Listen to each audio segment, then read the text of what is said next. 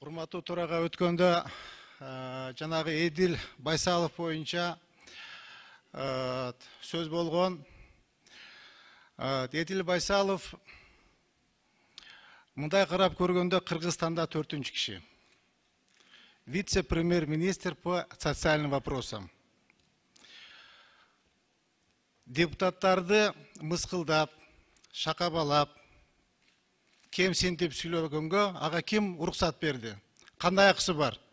Биз депутатпыз. Ушул жерде отурган депутаттардын алды 25 000 добуш алып келди. Арты 7 000 добуш алып келди.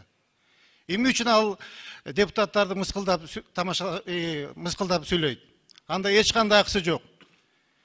Эгер кыйын болсо депутат болуп келбейт беле?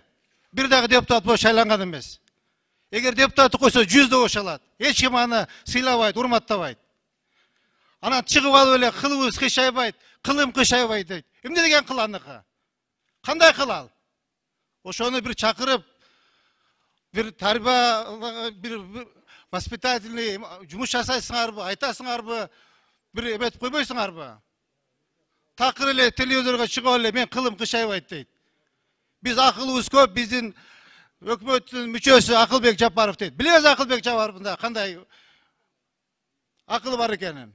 Ошон үчүн өзү негизи урматтуу депутаттар, Эдил Байсаловдун деңгээли циркке коюш керек аны. Директор кылып. Циркти да тарта албайт.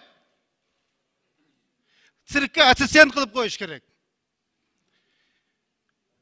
Депутаттарды мыскылдап сүйлөйт. Биз керек болсо, урматтуу депутаттар, биз өзүбүздүн Кош болот. 10 секунд. Урматтуу депутаттар, биз Эдил Байсаловго айтып түшүндүрүп коюшубуз керек экен. Биз элдин өкүлүбүз. Биз керек болсо конституцияны өзгөртүп коюшка укугубуз бар. Кудай сактасын, эгер бийлик алмашып кетсе, Эдил Байсалов артын карабай качат, Англияга карап. А биз ушул жерде калабыз. Ошону жакшылап түшүндүрүп коюңуз, урматтуу